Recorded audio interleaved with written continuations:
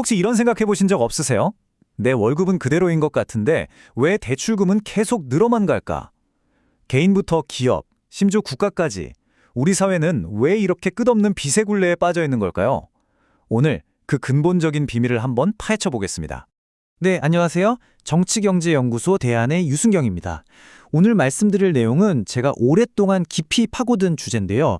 우리가 교과서에서는 결코 배울 수 없었던 우리 경제의 진짜 작동 원리, 지금부터 저와 함께 차근차근 살펴보시죠.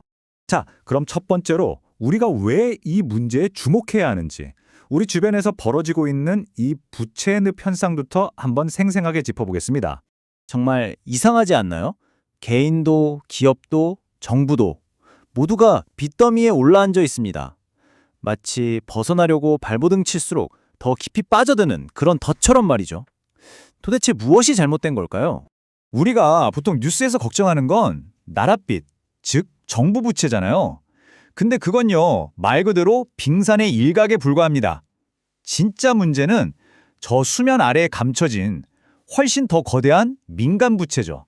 사실 이게 바로 우리가 지금껏 놓치고 있던 위기의 본체라고 할 수 있습니다.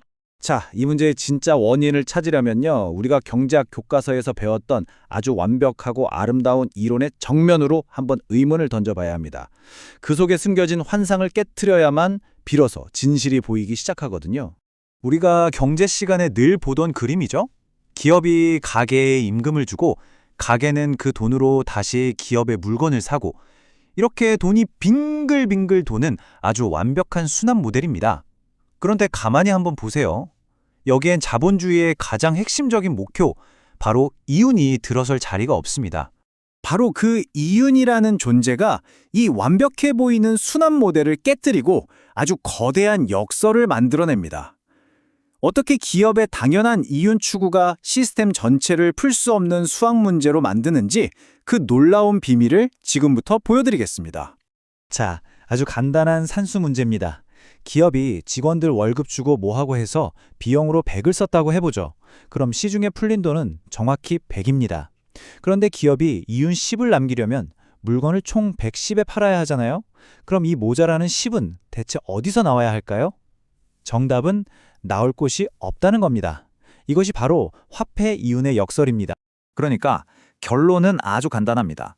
경제 시스템 안으로 외부에서 새로운 돈이 들어오지 않는 한 모든 기업이 동시에 이윤을 남기는 건 그냥 수학적으로 불가능해요. 누군가의 이윤은 반드시 다른 누군가의 손실 혹은 빚이 되어야만 하는 그런 구조인 거죠. 아니, 그렇다면 이 치명적인 모순을 안고 자본주의는 도대체 어떻게 지금까지 성장해 온 걸까요? 그 비밀은요, 이 시스템이 사용하는 아주 교묘하고 또 위험한 임시 방편에 숨어 있습니다. 바로 이 지점에서 은행이 마법사처럼 등장합니다. 은행은 대출, 즉 신용 창조를 통해서 없던 돈을 그냥 만들어내요. 그리고 그 돈으로 아까 그 부족했던 10을 채워 넣는 거죠.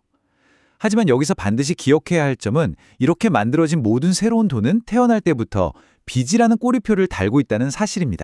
결국 이 말은 우리 경제에서 이윤이라는 게 생기려면 누군가는 반드시 빚을 져야 한다는 뜻입니다. 이게 뭐 개인의 선택 문제가 아니라 이 시스템이 돌아가기 위한 필수 조건인 셈이죠. 그 결과 우리는 이 끔찍한 쳇바퀴에 갇히게 되는 겁니다. 이윤을 내기 위해 빚이 필요하고 그 빚과 이자를 갚으려면 더 큰 이윤, 그러니까 더 많은 빚이 필요해지는 악순환에 빠지는 거죠. 이 때문에 부채는 항상 실물 경제보다 더 빨리 늘어날 수밖에 없는 운명에 처하게 됩니다. 이게 그냥 경쟁에서 이긴 기업은 돈 벌고 진 기업은 망하는 거지 뭐, 이런 단순한 얘기가 아니라는 겁니다. 외부에서 사로운 돈, 즉 빚이 공급되지 않으면 경제 전체의 파이는 절대로 커질 수가 없어요. 누군가 10을 벌면 다른 누군가는 반드시 10을 잃는 완벽한 제로섬 게임이 될 뿐이죠. 자, 그럼 이 지독한 악순환의 고리, 정말 끊어낼 방법이 없는 걸까요? 아닙니다.